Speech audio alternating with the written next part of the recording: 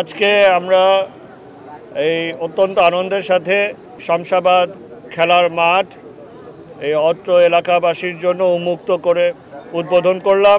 আমাদের মাননীয় সংসদ সদস্য এই ঢাকা ৭ আসনের উন্নয়নের রূপকার হাজী মোহাম্মদ সেলিম সাহেব এবং আমাদের কাউন্সিলর হাজী আব্দুল মান্নান সহ আমাদের নেতৃবৃন্দ এখানে উপস্থিত আছেন।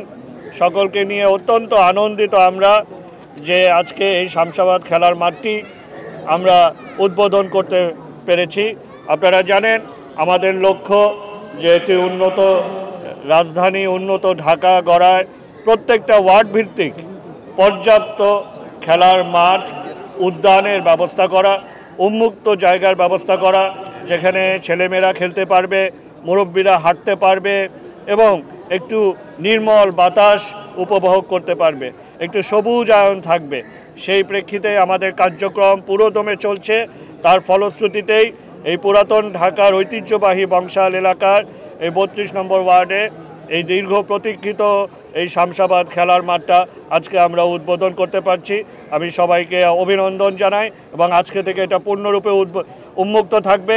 সবাই খেলাধুলা করবে, এটার নান্দনিকতা উপভোগ করবে এবং এই উন্মুক্ত বাতাস উপভোগ করবে। এই এলাকার মানুষের জীবনমান আরও উন্নত হবে, সেটাই আমাদের লক্ষ্য। সেই প্রত্যাশা পূরণে আমরা কাজ করে চলেছি।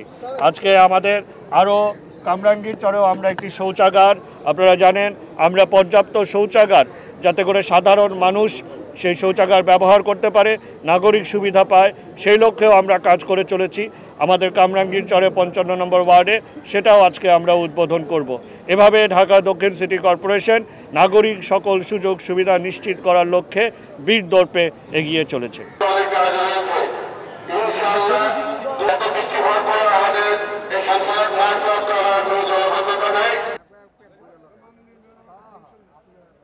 সংবাদ, ফিচার ও অনুষ্ঠানের জন্য ভিজিট করুন সংবাদ প্রকাশের ওয়েবসাইট এবং যুক্ত থাকুন ফেসবুক পেজ ও ইউটিউব চ্যানেলের সঙ্গে।